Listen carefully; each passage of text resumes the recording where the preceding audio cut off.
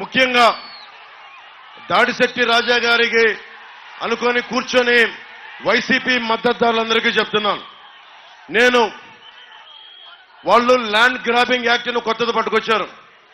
మేము ఊరికి దాన్ని ముసాయిదా అని చెప్పి ఈ రోజున కేవలం మనకు అభిప్రాయం తీసుకుంటున్నామని చెప్పి మనకి ల్యాండ్ యాక్ట్ ని కాస్త ల్యాండ్ టైటిలింగ్ యాక్ట్ ని కాస్త ఈ రోజున ల్యాండ్ గ్రాబింగ్ యాక్ట్ 25,000 కోట్లు మన పక్కనున్న వైజాగ్ లో దాదాపు సర్క్యూట్ హౌస్ సహా 25,000 కోట్ల రూపాయలని తాకట్టు పెట్టాడు.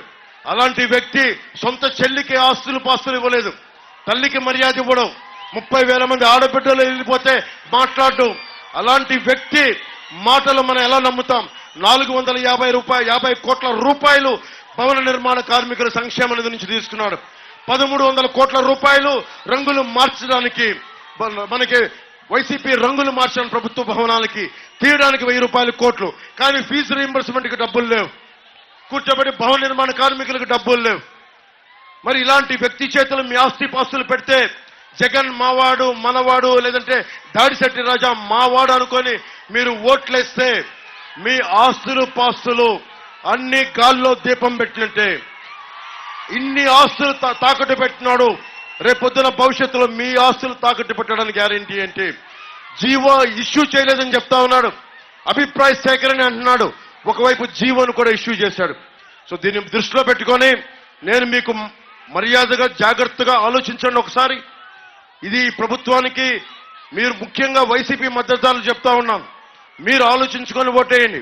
ప్రభుత్వం ఎలాగో మారిపోతుంది, కానీ వైసీపీ మద్దతుదారులు మీరు ఆలోచించుకోండి. భవిష్యత్తు మీది, ఆస్తిపాస్తులు మీవి, మావి కావు.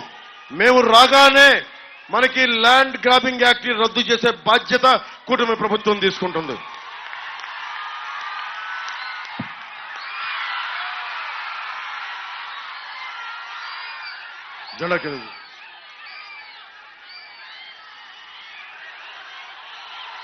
మనకి సరిగ్గా వారం రోజులు టైం ఉంది. ఈ వారం రోజుల్లో మనం ఎంత చేయగలమో మీరు ఆలోచించుకోండి. నేను చెప్పిన ప్రతి స్పీచ్ చూడండి, కూటమి ప్రభుత్వం మేనిఫెస్టో చదవండి, అన్ని తీసుకొని ఆలోచించి మీరు నిర్ణయం తీసుకోండి. అలాగే బీసీలకి మనకి 34 నుంచి 24% చేశారు, దాన్ని తిరిగి 34% చేస్తాం. స్థానిక ఎన్నిక పంచాయతీల్లో వారి కోటాని. అలాగే మనకి ఎస్సీల కోసం పెట్టిన 27 పథకాలని తిరిగి పునరుద్ధరిస్తాం.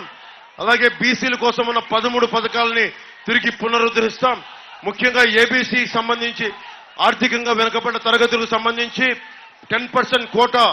ఏ కులంలో పేదరికం ఎక్కువ ఉంది, కాపుల్లో పేదరికం ఎక్కువ ఉంటే కాపులకి ఎక్కువ, లేదంటే బ్రాహ్మణ సమాజంలో కానీ వెలమ కమ్మ రెడ్డి ఎవరైనా సరే ఓసీ కులాల్లో ఎక్కడ ఎక్కువ పేదరికం ఉంటే ఈబీసీ కోటా వారికి అప్లై చేస్తామని తెలియజేస్తాం.